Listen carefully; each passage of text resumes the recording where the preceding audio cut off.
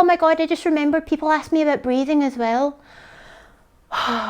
Here, what noise do potatoes make? Hi, hello, welcome, how are you? This is the 6-month post-SARPE palatal expansion update for you all. I know you've been waiting a long time for it, so thank you very much for your patience and checking up on me. Please keep doing that because it does give me the reassurance that people are actually watching these, that people care about getting the updates and stuff like that. But yeah, I've had other stuff going on. I'll put a link to my last video in the description so you can have an idea of that. Also, I'll put a link then to the 1-month post-SARPE update.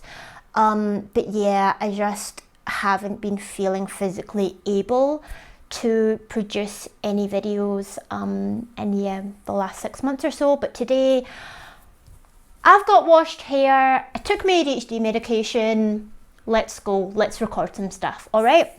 So, hi, welcome. If you don't know me, my name is Cassandra, and this is where I talk about my life experiences and lessons learned to help other people who might be in similar situations.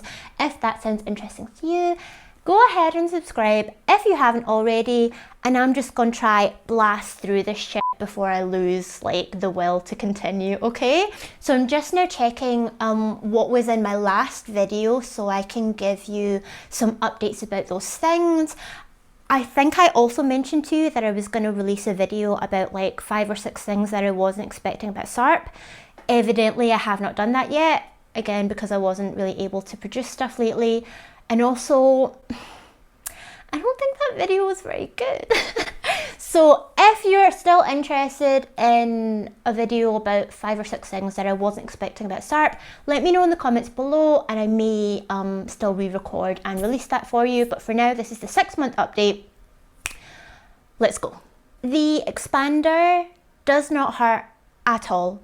I think I mentioned in the last video the actual expanding itself with turning the key and everything, it felt weird in the hand, but it didn't actually hurt in any way. It still doesn't hurt, so that's great. Again, I'm just checking back to the points in the last video. Eating is definitely different. It's inconvenient, but you get used to it for sure. Within a couple of weeks, you definitely get used to it, even earlier than a couple of weeks, I would say.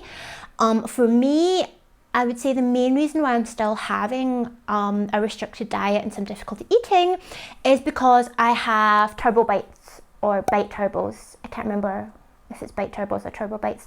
But anyway, basically, this is me biting all the way down. And you can see that there's still a gap there. And we need that gap because if you remember, I'll put a link to it down below, but my first video about why I need jaw surgery is my teeth are like this. So I have an underbite and my teeth naturally camouflage that. So before I have more jaw surgery, we need to straighten the teeth to stop camouflaging. But the problem is that the teeth hit one another. So obviously you can't have that clash. The teeth can't move into the correct position if they clash into each other. So with the bite turbos, you stop yourself from being able to bite down fully. So you create that space and that separation so that the teeth can move into the correct position. So that means that I only have these 2 tiny little contact points on either side of my mouth that are my chewing surfaces. It's less than a centimetre on either side, and I can't bite anything at all. So anything that you need me to bite into, I'm not having it. I need to chop everything into small pieces. With the expander, stuff definitely does get stuck between the expander and the roof of your mouth. Absolutely, definitely recommend getting a water flosser for that. That will really help just with anything in the mouth. And even before I had the expander, I was like, oh my god, water flossers, I love it. But now, if you are having anything orthodontically put in your mouth, I would definitely recommend that. If you want me to talk about the one that I have and do a review, again, let me know in the comments. Yeah, what else? Oh, having said that though, about the bite turbos, I will say I love my bite turbos because there was at one point where they kind of I think it was before I got them put in, and my front teeth did touch a little bit where they shouldn't be touching, and I do now have a tiny little bit of a chip on the inside of my front tooth, which I really hope it doesn't get worse. Like, I hate that it's there. But yeah, so the bite turbos are really great just to, even though it's difficult eating with them, I now have a lot more confidence eating with them, because before I was having to be so careful, like trying to not make my teeth touch while I eat. Like, that's just not practical. But now I have that comfort. And I've had to have them like redone. Well, not redone, but like heightened. I had to have them like made bigger 2 or 3 times already, because yeah, I'm a clencher, I grind, and with the eating and everything, they just get worn down. That's fine, that's normal. And one did fall out completely as well, like literally the day after I got them made bigger, but it's fine, I just got them put in again. So yeah, I really like bite turbos for that. Some downsides, but yeah, I love them. I'm really glad that I have them, and great device. Slurring and lisping, you can hear that I still have a little bit of a slur and a lisp. Hopefully it's not too obvious. I think I mask it okay most of the times, but as I'm like lazier and more tired and I mumble and stuff, then obviously it's worse. But yeah, a couple people reached out asking me how long it takes to get used to it. Yeah, just like the more you practice, the faster and the easier it will be. But for me, I would say just a couple weeks is fine. And I can hear it now, but mostly other people can't. So yeah, no bother at all. So I am still using the thing, the kind of the expander thing on the bottom jaw. You probably can't tell very much in the pictures, but I can definitely tell just when I look, when I feel with my tongue, and when I use the interdental brushes, there's definitely more spacing around the sides. You basically can't see it at all in the front, but yeah, there's definitely more space created there, which is great, because then I'm gonna get my braces put in January. This is December. And in January, I'm going to get my braces put in, and then that's going to have like more space already for the movement and the rotation and everything like that. So really good. It's all going to plan. On that note, I could have already gotten braces now in December, but I chose to wait until January, because last year when I had an operation in December, and then my hand like ballooned and exploded, and it just like wasn't good at all, and everywhere was shut. So given that I've never had braces before and the wire's probably going to need cut quite a lot, I was like, no, let me just wait until January, then I'll get the braces, then everything will be open again, and then I can get my regular like servicing and maintenance without having to worry about the holidays. Oh yeah, so I had a little bit of an infection in my gum before. So what did I do? I think the dentist or the orthodontist like scaled it. It didn't help. I used the antibiotics, didn't help. I used the chlorhexidine mouthwash, didn't help. You know what did help? So when I eventually started using my water flosser again, like I didn't for like the first 6 to 8 weeks after the SARPE surgery, because you've obviously still got the stitches there and the incisions and stuff, so I didn't use it for a while afterwards. But once I had all the stitches out, it looked like it was healed well and it felt comfortable. Then I gently started using the water flosser again on the lowest setting.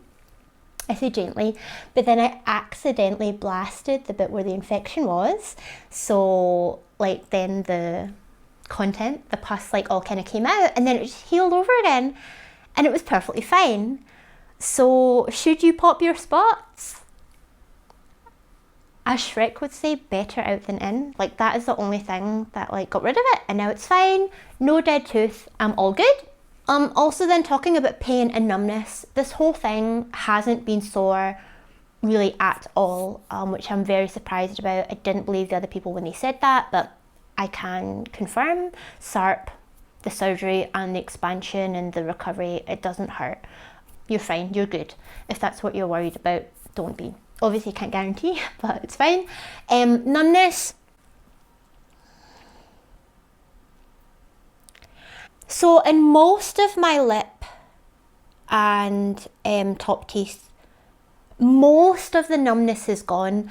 I would say there's only a tiny bit of numbness still behind the front teeth that is still there. When I use the interdental brushes, then I can feel the tingle from the stimulation of the nerves. But in terms of the lip, I would say that so much of the sensation has returned that, you know, that way it's like your body fills in the gap. So to my body, it feels like it's not numb anymore, but I just know because like I especially pay attention to these things when I brush my teeth and everything like that. But yeah, 6 months later, and it's not a problem at all. I would say most of the feeling was already back at like 3 or 4 months. So yeah, it's been totally fine. And I'm not concerned about the rest of the feeling returning. I think I'll be all good. And then I think that was it. Like, as I say, I'm just looking at the points that I covered from my 1 month post-op video. I also mentioned mental health last time, but like I said, I've had so much other stuff going on that, like, honestly, this whole jaw surgery thing has been the least of my worries. This has been like the one part of my life that's actually been going quite well, which doesn't mean that it's nothing. It's definitely not nothing, but I've just had so much other crap, awful, terrible, debilitating stuff going on, that it's not really worth commenting on the mental health impacts of this jaw surgery and expansion, because yeah, it was like a drop in the ocean by the time all the other stuff happened. But yeah, like the other video as well, I'm also going to post in a separate video of a time lapse, because you'll notice now the gap between my 2 front teeth is much smaller than it was in the last video. And as I say, I still don't have braces yet, so this is literally, I expanded for the 11 days and then just left it alone, and it's already closed a lot. So if you are worried about getting palatal expansion because you're self-conscious about having like a gap tooth or something, one, don't be, because it closes super quickly on its own. And then obviously with braces, you know, you'll get to close it up more or faster depending on your own journey. But secondly, I really liked the gap. I thought it was fucking cute, okay? And I know that I already look and sound like a child, so I was like, oh my god, I'm gonna get a gap tooth, I'm gonna look even more ridiculous. But actually, like, I was rocking it, I was loving it. So naturally, like, part of me is a little bit sad that it closed so much on its own, because I was enjoying having the gap, but then obviously ultimately I want it to not be any gaps. So it's good that it's already moving on its own, and it's giving me a good feeling actually for when I get the braces, as to how quickly then the movement will be. And everyone is going to be different. Like, I've seen people, they'll have braces for like 6 to 12 months. I saw someone the other day who had braces for some people have them for 6 to 12 months. I saw someone the other day that had braces for 9 years. Like, that's such a long time. Other people I see quite commonly that you can have braces for 3 years. So for me, I'm just going to wait and see what happens. I'm not going to set myself up for any sort of disappointment. For me, I think the main thing will be having stability. Like, I would rather get the alignment done nicely and have a good stable foundation then for the jaw surgeries that I need to have afterwards, because I don't want then, more unnecessary stuff. Cool, so that is your 6 month update for you. Oh my god, I just remembered people asked me about breathing as well. See, I put this in the 6 things that I wasn't expecting about SARPE video, but since I don't know if I'll publish that and people have specifically asked me, yes, my breathing has improved since I had my palate expanded. And I put that in the things I wasn't expecting video, because I didn't think I had an issue breathing before, but it turns out I fucking did. I had problems breathing, I had sleep apnea, I thought I had really bad allergies, which, don't get me wrong, I'm sure I still do have allergies, but girl, like, I can breathe much better for sure. I've mentioned it in another video as well. It has not helped with my ADHD, because when you have actual ADHD, it's nothing to do with oxygen intake. If you have symptoms similar to ADHD that are improved by oxygen and breathing improvement, then that wasn't actually ADHD in the first place. But I do have actual ADHD, so my breathing has improved, but my ADHD hasn't. Does that make sense? Yeah, okay, cool, then, this is like the most energy I've had in the last 6 months combined. But yeah, got to take advantage of it while we can. So again, thanks for your patience. If you had any unanswered questions, drop me a comment down below and I'll try and answer it in another video. Let me know if you want that 6 things I wasn't expecting about SARPE video as well, and we'll see what we can do about that. and yeah, then go and watch the time lapse to see how my gap has closed. All right, thanks very much for watching. See you next time. Bye.